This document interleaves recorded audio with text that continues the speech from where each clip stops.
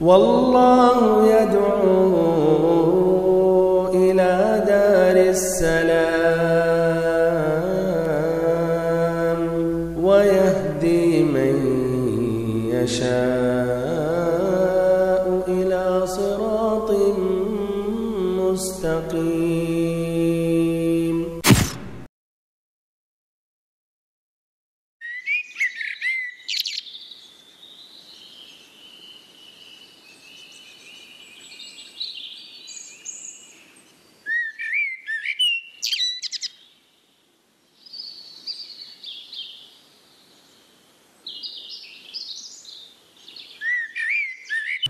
الحمد لله رب العالمين والصلاة والسلام على أشرف الأنبياء وسيد المرسلين نبينا وحبيبنا وقدوتنا وإمامنا محمد وعلى آله وصحبه أجمعين، أما بعد، فسبحانك اللهم لا علم لنا إلا ما علمتنا إنك أنت العليم الحكيم. اللهم علمنا ما ينفعنا وانفعنا بما علمتنا وزدنا علما نافعا وعملا صالحا يا رب العالمين.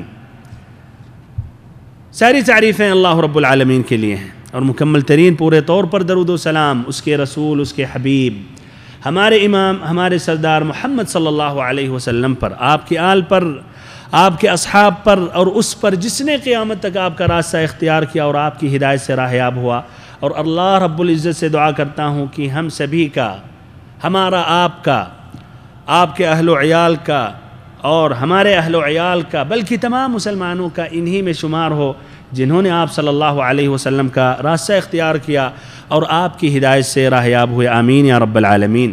واجب الاحترام بھائیوں، معزز ساتھیوں، عزیز بچوں اور ہماری ماں اور بہنوں، اللہ رب العزت نے انسان کو اشرف المخلوقات کہا. اللہ تعالیٰ نے انسانوں کو عزت بخشی. ان انسانوں میں رب العزت نے انبیاء کرام کو سب سے اونچا اور بلند مقام عطا کیا. پھر ان انبیاء کرام علیہم الصلاۃ میں سے رسول علیہم الصلاۃ کو منتخب کیا، ان کو اور اونچا مقام عطا کیا. پھر ان رسولوں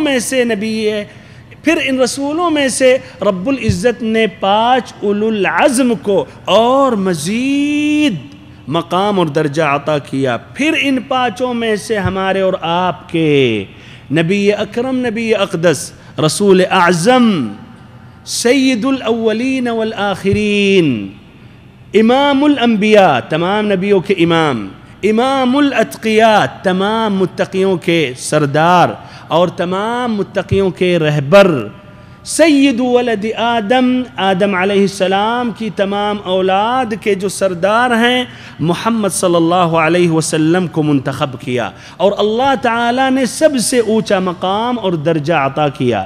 اور آپ صلی اللہ علیہ وسلم کو آخری نبی بنا کر رب العزت نے تمام دنیا والوں پر فرض کر دیا کہ آپ کی اطاعت کریں اور آپ کے دین میں داخل ہو جائیں. رب العزت نے آپ صلی اللہ علیہ وسلم کی پاکی بیان کی قرآن مجید میں. آپ کی عقل کی پاکی رب العزت نے بیان کی. فرمایا رب العزت نے ما ضل صاحبکم وما غوا، تمہارے ساتھی نے نہ راہ گم کی ہے اور نہ وہ ٹیڑھی راہ پر ہیں. آپ صلی اللہ علیہ وسلم کی سچائی کی پاکی رب العزت نے بیان کی. فرمایا وما ينطق عن الهوى، کہ آپ صلی اللہ علیہ وسلم اپنے خواہشات سے، اپنے خواہش سے نہیں کچھ کہتے ہیں یا فرماتے ہیں. ایسے ہی رب العزت نے آپ صلی اللہ علیہ وسلم کے استاذ کی پاکی بیان کی. فرمایا رب العزت نے علمہ شدید القویٰ، کہ آپ صلی اللہ علیہ وسلم کو پوری طاقت والے فرشتے نے بتایا.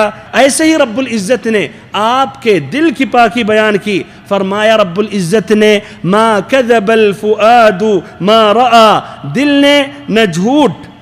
نے جھوٹ نہیں کہا جسے دیکھا. ایسے ہی رب العزت نے آپ کی بصارت کی پاکی بیان کی. فرمایا رب العزت نے ما زاغ البصر وما طغى، نہ تو نگاہ بہکی نہ حد سے بڑھی. رب العزت نے آپ کے سینے کی پاکی بیان کی. فرمایا رب العزت نے الم نشرح لك صدرك، اے اللہ کے نبی کیا ہم نے آپ کے سینے کو کشادہ نہیں کیا؟ بلکہ رب العزت نے مکمل طور پر آپ کی پاکی بیان کی اور فرمایا وَإِنَّ لَكَ لَأَجْرًا غَيْرَ مَمْنُونَ وَإِنَّكَ لَعَلَى خُلُقٍ عَظِيمٍ کہ اللہ کے نبی آپ اونچے اور بلند اخلاق پر فائز ہیں۔ رب العزت نے آپ کے ذکر کی پاکی بیان کی، آپ کے ذکر کی پاکی بیان کی، اور فرمایا رب العزت نے وَرَفَعْنَا لَكَ ذِكْرَكَ کہ اللہ کے نبی ہم نے آپ کے ذکر کو بلند کیا، آپ کے نام کو اونچا کیا۔ میرے بھائیوں اور محترم ساتھیوں، جہاں رب العزت کا نام لیا جاتا ہے وہاں اللہ رب العزت کے نام کے بعد محمد صلی اللہ علیہ وسلم کا نام لیا جاتا ہے۔ جس طرح کی حسان بن ثابت رضی اللہ عنہ نے آپ کی تعریف اور مدح میں کہا اغر علیہ للنبوۃ خاتم من اللہ مشہود یلوح ویشہد من اللہ مشہود یلوح ویشہد وضم الالہ اسم النبی الی اسمہ إذا قال في الخمس المؤذن أشهد وشق له من اسمه ليجله فذو العرش محمود وهذا محمد نبي أتانا بعد يأس وفترة من الرسل والأوثان في الأرض تعبد فأمسى سراجا مستنيرا وهاديا يلوح كما لاح الصقيل المهند کہ اللہ تعالیٰ نے نبی صلی اللہ علیہ وسلم کا نام اپنے نام کے ساتھ ذکر کیا، اور اللہ رب العزت محمود ہے اور یہ محمد ہیں۔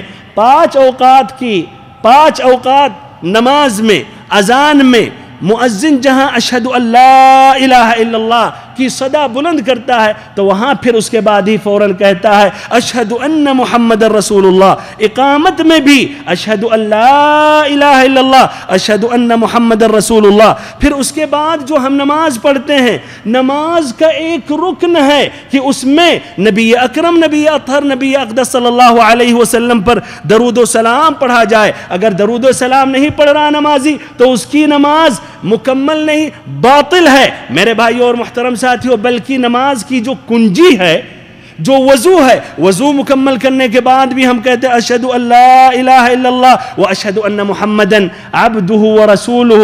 مسجد میں داخل ہوتے ہیں، آپ اس طرح سمجھنے کی کوشش کریں کہ جو سب سے افضل یا سب سے جو اہم رکن ہے دین اسلام میں، شہادتین کے بعد نماز میں، نماز کی ابتدا میں اور نماز کے لیے مسجد میں داخل ہوتے وقت، نماز کی اختتام سے پہلے اور نماز کو مکمل کرنے کے بعد مسجد سے خارج ہوتے وقت نبی صلی اللہ علیہ وسلم کا نام ہم لیتے ہیں۔ اس طرح آپ غور کریں کہ اللہ تعالیٰ نے آپ کے ذکر کو کتنا بلند کیا۔ سبحان اللہ۔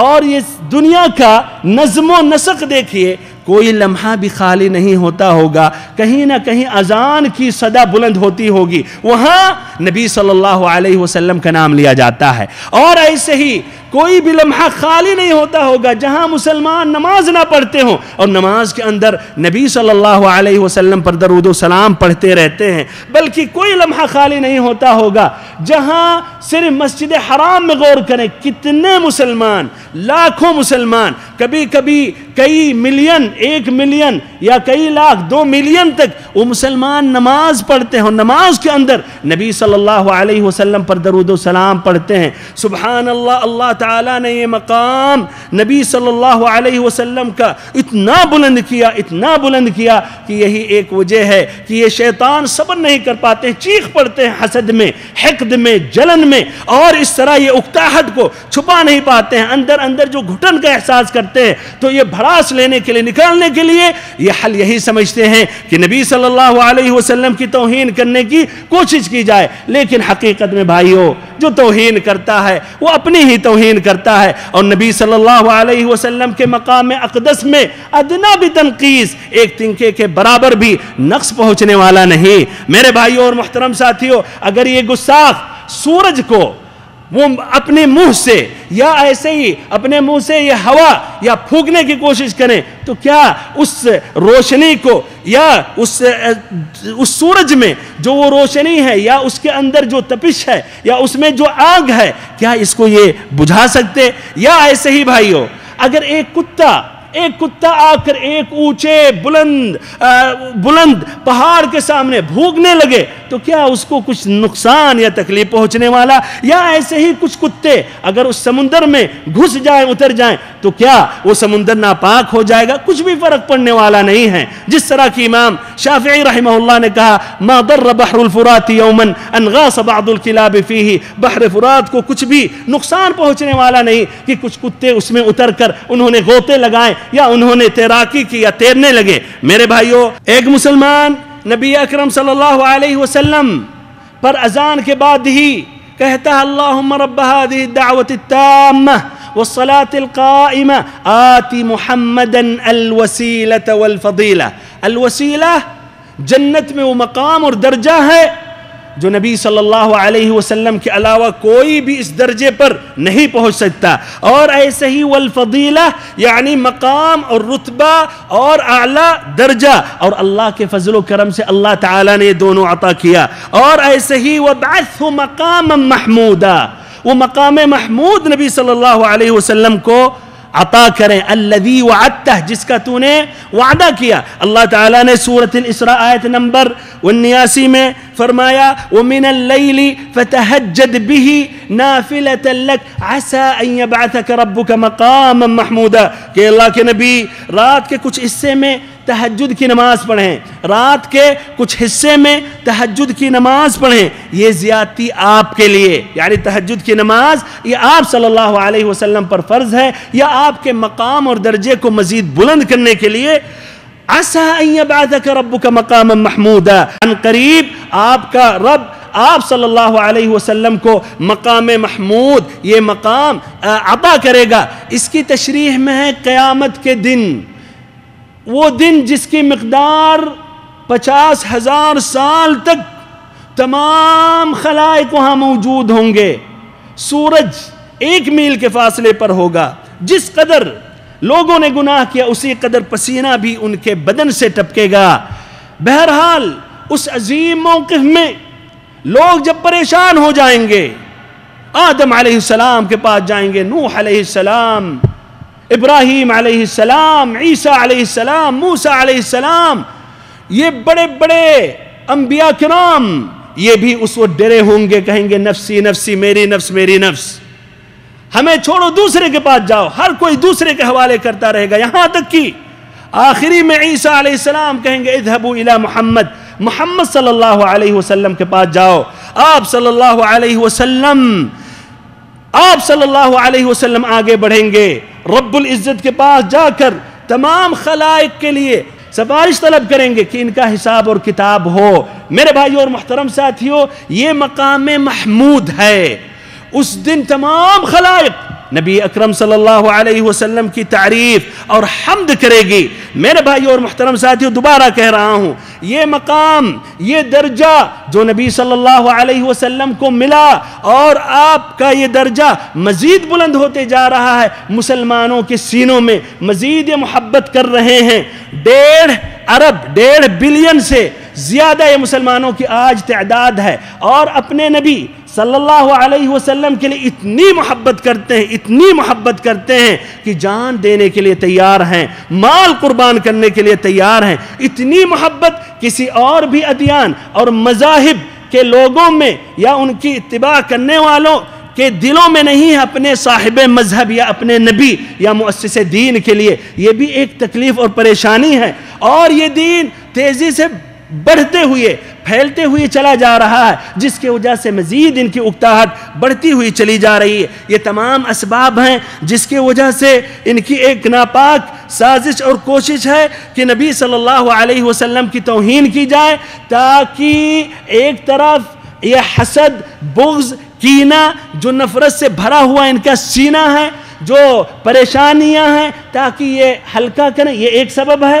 اور دوسری وجہ میرے بھائیوں اور محترم ساتھیوں یہ ہے کہ ان میں سے ایک ناپاک، بدبودار، خسیس، نیچا جب اپنے قد کو اونچا کرنا چاہتا ہے تاکہ اس کا نام ہو یا میڈیا میں اس کا چرچا ہو، لعنتوں ہی کے ساتھ کیوں نہیں، چاہے لعنت کے ساتھ مقرون کیا جائے اس کا نام، المہم اسے نام چاہیے، اپنے قد کو اونچا کرنا چاہتا ہے، میڈیا میں اس کا چرچا ہو جائے، ذکر ہو جائے، فوٹو اس چینل میں، اس چینل میں، اس صحافت میں، اس صحافت میں. تو یہ بھی ایک جرأت کرتا ہے، ایسا خسیس، نیچا، یہ ملعون قسم کا آدمی تو نبی صلی اللہ علیہ وسلم کی گستاخی کرتا ہے، اس لیے جانتا 24 گھنٹے کے اندر مسلمانوں کے جذبات ابھر کے اس کے خلاف آوازیں اٹھیں گی، اور اس طرح ساتھ ساتھ مشہور ہو جائے گا، اسے اس کی ابلیس کے ساتھ اس کا نام لیا جائے، المہم اسے نام چاہیے، اس کا بھی ذکر ہو، اس کا بھی نام آئے، شیطان ہی کے ساتھ، ابلیس کے ساتھ، جہنمیوں کے ساتھ، اس کی وہ پرواہ نہیں کرتا، اسے نام چاہیے، شہرت چاہیے۔ بہرحال تو یہ دوسرا سبب ہے۔ میرے بھائیوں اور محترم ساتھیوں، جو نبی صلی اللہ علیہ وسلم سے دشمنی کرتے ہیں، وہ پھر سے کہہ رہا ہوں، نبی صلی اللہ علیہ وسلم کو کچھ نقصان تکلیف پہنچنے والا نہیں، اور اس درجے میں کوئی بھی فرق پڑنے والا نہیں۔ اللہ رب العزت نے ذمہ داری لے لی ہے، اور آپ صلی اللہ علیہ وسلم کے بارے میں کہا اِنَّا كَفَيْنَاكَ الْمُسْتَهْزِئِينَ، کہ اللہ کے نبی آپ سے جو لوگ مسخرہ پن کرتے ہیں ان کی سزا کے لیے ہم کافی ہیں۔ اللہ تعالیٰ جس کے لیے کافی ہو تو ہمیں بھائیوں، ہمیں زیادہ پریشان ہونے کی کیا ضرورت ہے؟ ہمیں ایسی حالت میں مزید محبت کا اظہار کرنا چاہیے نبی صلی اللہ علیہ وسلم سے، آپ کی سنت سے قریب ہو جانا چاہیے، آپ کی سیرت مطہرہ کے اور قریب ہو جانا چاہیے، پڑھنا چاہیے، سنانا چاہیے، اور ایسے غیر مسلمانوں اور مسلمانوں تک پھیلانا چاہیے۔ بہرحال میرے بھائیوں اور محترم ساتھیوں، اللہ رب العزت نے ایسے جو گستاخ ہیں ان کے بارے میں یہ بھی فرمایا۔ سورۃ الکوثر جو قرآن مجید کی سب سے مختصر سی صورت ہے، فرمایا رب العزت نے إِنَّا أَعْطَيْنَاكَ الْكَوْثَرَ فَصَلِّ لِرَبِّكَ وَانْحَرْ إِنَّ شَانِئَكَ هُوَ الْأَبْتَرُ، کہ اللہ کے نبی ہم نے آپ کو حوض کوثر یا خیر عمیم بہت کچھ عطا کیا جس میں حوض کوثر بھی ہے۔ فَصَلِّ لِرَبِّكَ وَانْحَرْ، اللہ تعالیٰ کے لیے نماز پڑھیں اور اسی کے لیے قربانی جانور ذبح کریں۔ ان شانئک هو الابتر، آپ کا جو گستاخ ہے، آپ کا جو دشمن ہے، یہی لاوارث اور ایسے ہی بے نام و نشان ہے۔ کچھ لوگ کہتے تھے نبی اکرم صلی اللہ علیہ وسلم ہی کے زمانے میں، جب آپ صلی اللہ علیہ وسلم کے صاحبزادے القاسم کا انتقال ہوا تو کہا نبی صلی اللہ علیہ وسلم ابتر ہیں، یعنی یہ مقطوع النسب ہے، عن قریب ان کو بھول جائیں گے لوگ، اس لیے اولاد تو باقی ہی نہیں ہے، یہی تو نام باقی رکھتے ہیں باپ کا، تو یہ بچے تو جی ہی نہیں رہے، تو آپ صلی اللہ علیہ وسلم کا نام مٹنے والا عن قریب۔ اللہ تعالیٰ نے کہا ان شانئک هو الابتر، آپ کا جو دشمن ہے یہ بے وارث ہے، یہ بے نام و نشان ہے، یہ لاوارث ہے۔ میرے بھائیوں اور محترم ساتھیوں، تو اللہ تعالیٰ کافی ہے سزا دینے کے لیے دشمنان محمد صلی اللہ علیہ وسلم کو۔ بہرحال ادھر میں تیسرا سبب ذکر کر رہا ہوں، جو وجہ ہے کہ نبی صلی اللہ علیہ وسلم پر یہ جرأت کرتے ہیں، کبھی کارٹون کی شکل میں، کبھی فلم کی شکل میں، کبھی صحافت میں، کبھی میڈیا کے متعدد وسائل میں۔ تیسرا سبب یہ ہے کہ بھائیو آج انسانیت کو سکون اور راحت نہیں ہے، جسمانی سکون اور راحت کے لیے انہوں نے کافی اسباب مہیا کر دیا، کھانے پینے اور آرام تلاشنے کے لیے، جسم کو موٹا کرنے کے لیے، جسم کے علاج کے لیے، اور ٹیکنالوجی کے ذریعے کافی سکون یہ جسم کو تو مل گیا، لیکن روح جو اندر ہے، جو اصل اساس ہے، اس کو یہ لوگ بھول گئے، اور یہ روح اندر پریشان ہوتی چلی جا رہی ہے، یہ روح جگنا چاہ رہی ہے، یہ میسج دے رہی ہے ہر انسان کو کہ روح کی جو غذا ہے وہ غذا بھی تلاش ہے، اور یہ روح کو یہ غذا عطا کریں، اور یہ روح کی غذا صرف اور صرف دین اسلام میں ہے، نبی اکرم صلی اللہ علیہ وسلم کی شریعت میں ہے، نبی پاک صلی اللہ علیہ وسلم سے محبت کرنے میں ہے، نبی صلی اللہ علیہ وسلم کی اتباع اور اطاعت میں ہے۔ دشمنان اسلام پریشان ہیں کہ علاج اسی میں ہے، اور آج لوگ پوری انسانیت اسلام کی طرف بڑھ رہی ہے، تو یہ سمجھ رہے ہیں کہ علاج اس میں ہے کہ اس سے پہلے کہ نبی صلی اللہ علیہ وسلم کے دین میں داخل ہو جائیں، نبی صلی اللہ علیہ وسلم کو نشانہ بنا کر لوگوں کے دلوں میں ان کے متعلق کراہیت بیٹھا دی جائے. ابھی بھائیو 10 سپٹمبر کو وہ ما بین الاقوامی وہ دن تھا خودکشی سے روک اور تھام کے لیے. اس میں انہوں نے جو ذکر کیا کہ ہر سال میں 1 ملین مرد اور عورت خودکشی کرتے ہیں اور 5 ملین خودکشی کرنے کی کوشش کرتے ہیں لیکن کامیاب نہیں ہوتے ہیں. یعنی ہر 40 سیکنڈ میں ایک آدمی یا ایک عورت خودکشی کر کے اپنے جان کو تباہ کر لیتے ہیں، اپنی جان کو موت تک یا موت کی گھاٹ تک پہنچا دیتے ہیں، اور ہر 8 سیکنڈ میں ایک خودکشی ناکامیاب ہوتی ہے. اب آپ اس طرح اندازہ لگا لیں کہ کتنے ملین ہوں گے جو خودکشی کے بارے میں پلان کرتے ہوں گے، پھر کتنے ملین ہیں جن کو اکتاہٹ، پریشانی، روح کو نہ غذا ملنے کی وجہ سے، اللہ تعالیٰ کو نہ پہچاننے کی وجہ سے، نبی صلی اللہ علیہ وسلم کی شریعت میں نہ داخل ہونے کی وجہ سے جو اکتاہٹ ہے، پریشانی ہے، ان کی تعداد کتنی ہوگی. بلکہ بھائیو یہ حقیقت ذکر کر رہا ہوں، یورپ کے ایک ملک سے وہاں میں کچھ دن تک رہا. وہاں کے لوگوں نے کہا کہ یہاں تقریباً کوئی بھی آدمی، کوئی بھی فرد ایسا نہیں ہوگا جس کے پاس نفسیاتی ڈاکٹر نہ ہو اور اس کے پاس برابر جاتا آتا نہ رہتا ہو علاج کے لیے.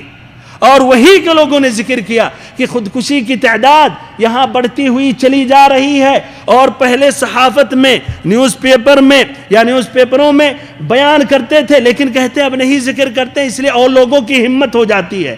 بہرحال کئی لوگ جو اسلام انہوں نے قبول کیا تو انہوں نے یہی ذکر کیا. اور میں نے بھی پوچھا تو کہا اسلام لانے سے پہلے جو اکتاہٹ کا میں راحت مجھے نہیں مل رہی تھی، اسلام لانے کے بعد مجھے یہ سکون اور راحت ملی. اس کے متعلق واقعات ہے، میرا یہ موضوع نہیں ہے. بہرحال میرے بھائیو ایسے ہی تو یہ دشمنان اسلام جانتے کہ علاج اس میں ہے، تو اس کا ایک اہم سبب ہے کہ مسلمانوں کے جو رہبر ہیں، قائد ہیں، جو امام ہیں، جو رسول ہیں، ان کو اپنا نشانہ بناؤ تاکہ اگر ان کی کراہیت دل میں آ گئی تو بدرجہ اولا مسلمانوں سے بھی کراہیت پیدا ہو جائے گی اور یہ لوگ اسلام کے قریب نہیں جائیں گے. بہرحال یہ ان کی کوشش ہے، ان کی سوچ ہے، لیکن جس طرح کی رب العزت نے فرمایا یریدون لیطفئوا نور اللہ بافواہہم واللہ متم نورہ ولو کرہ الکافرون.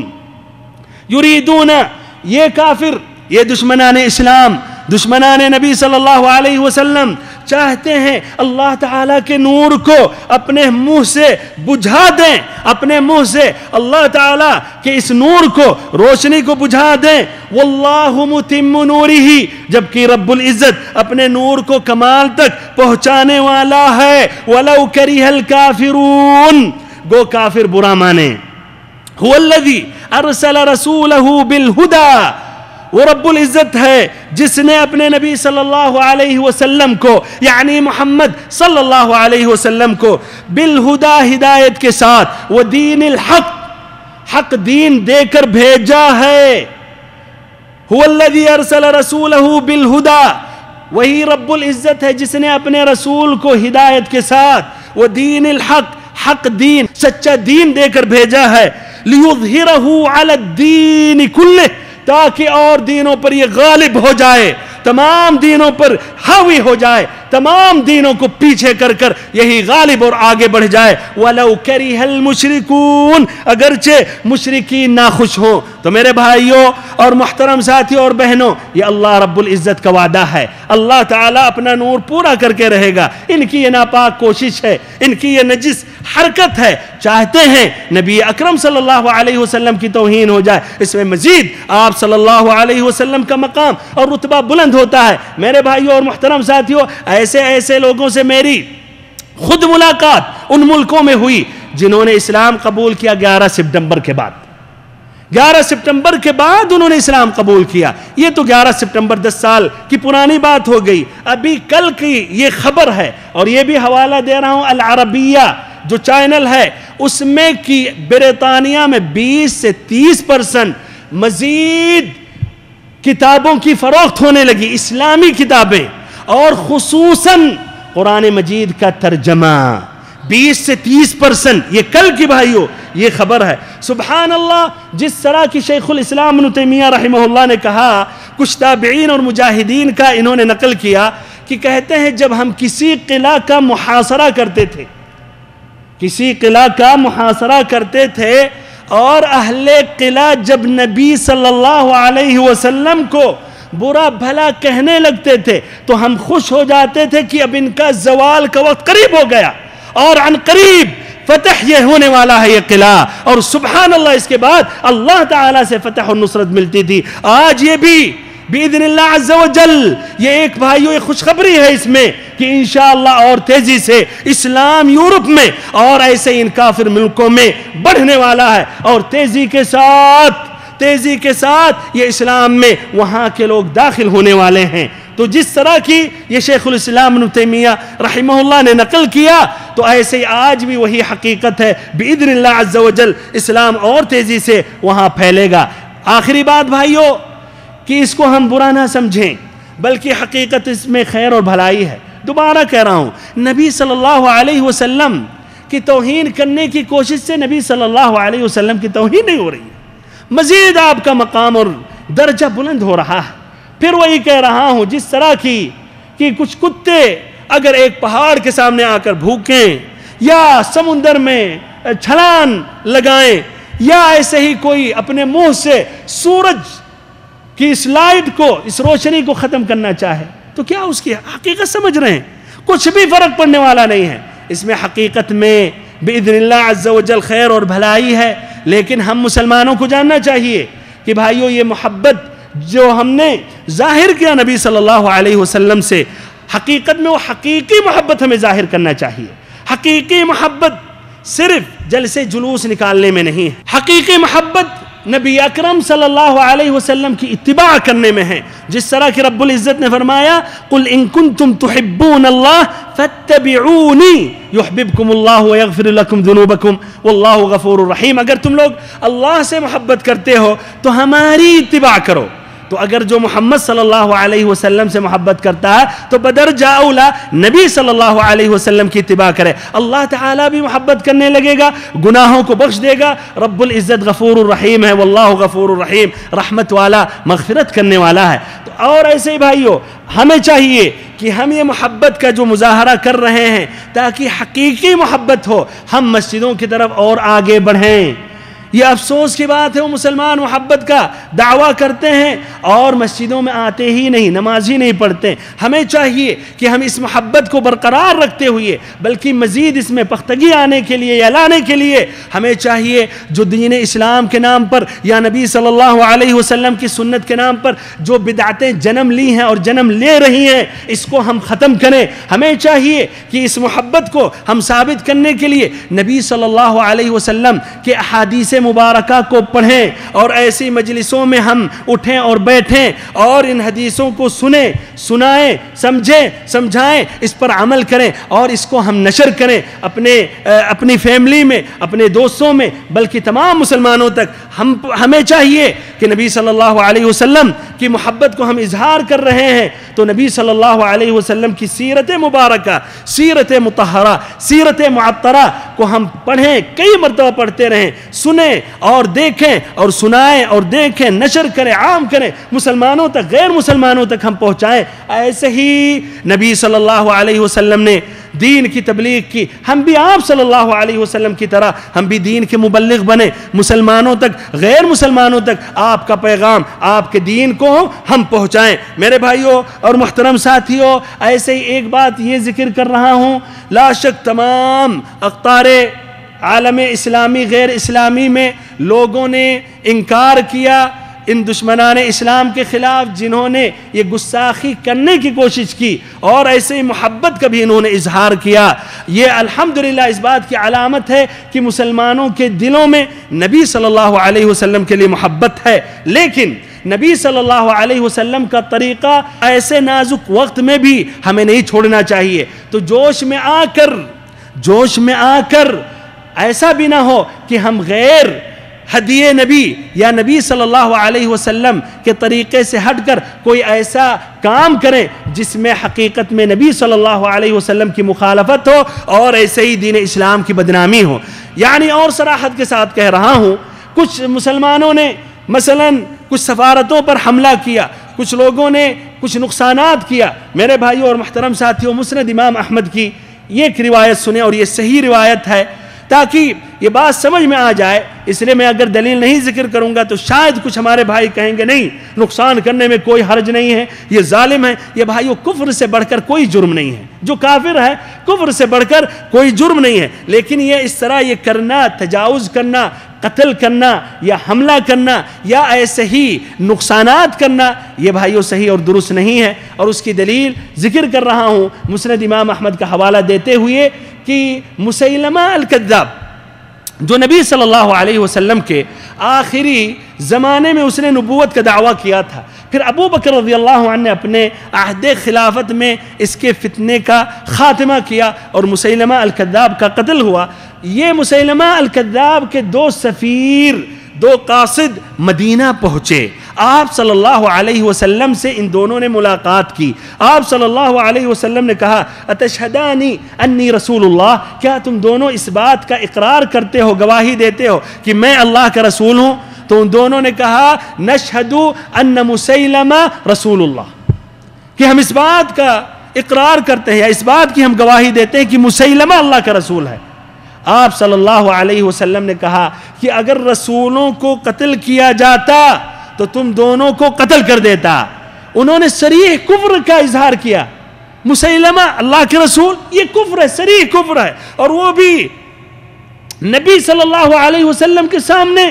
آپ نے تب بھی قتل نہیں کیا، بلکہ کہا کہ اگر سفیروں کو قتل کیا جاتا تو ہم تم دونوں کو قتل کر دیتے. تو اس سے واضح ہو رہا بھائیوں کہ ہم محبت کا اظہار کریں تو اس میں تب بھی نبی صلی اللہ علیہ وسلم کے طریقے اور آپ کے راستے اور آپ کی سنت سے ہم نہ ہٹیں، بلکہ یہ ہم اس کو ضبط کرتے ہوئے یا کنٹرول میں رکھتے ہوئے اپنے اس سمجھیے یہ محبت کا جو ہم اظہار کر رہے ہیں اس کے حدود ہی میں ہونے چاہیے. اللہ تعالیٰ سے ہم آخری میں دعا کرتے ہیں کہ اللہ رب العزت میں ہم سبھی کے دلوں میں نبی اکرم صلی اللہ علیہ وسلم کی سچی محبت بسا دے. ہم سبھی کو نبی اکرم صلی اللہ علیہ وسلم کے سیدھے اور واضح راستے پر چلائے. ہم سبھی کو نبی صلی اللہ علیہ وسلم سے سچی محبت کرنے کی توفیق دے، اور ہم سبھی کو نبی اکرم صلی اللہ علیہ وسلم کی شفاعت قیامت کے دن نصیب کرے، اور ہم سبھی کو نبی اکرم صلی اللہ علیہ وسلم کے مبارک ہاتھوں سے آب کوثر پلائے، اور ہم سبھی کو نبی اکرم صلی اللہ علیہ وسلم کے زمرے میں شامل کر کے جنت میں اعلیٰ مقام عطا کرے. اللہ تعالیٰ سے دعا کرتا ہوں ان ناپاک اور ان گستاخ رسول صلی اللہ علیہ وسلم کے متعلق جن کی یہ جرأت اور جسارت کہ اللہ رب العزت انہیں آخرت سے پہلے دنیا میں پورے دنیا والوں کے لیے عبرت بنا دے، پورے دنیا والوں کے لیے ان کو عبرت بنا دے. آمین یا رب العالمین. وآخر دعوانا ان الحمد للہ رب العالمین، وصلی اللہم وسلم وبارک وانعم علی عبدک ورسولک محمد.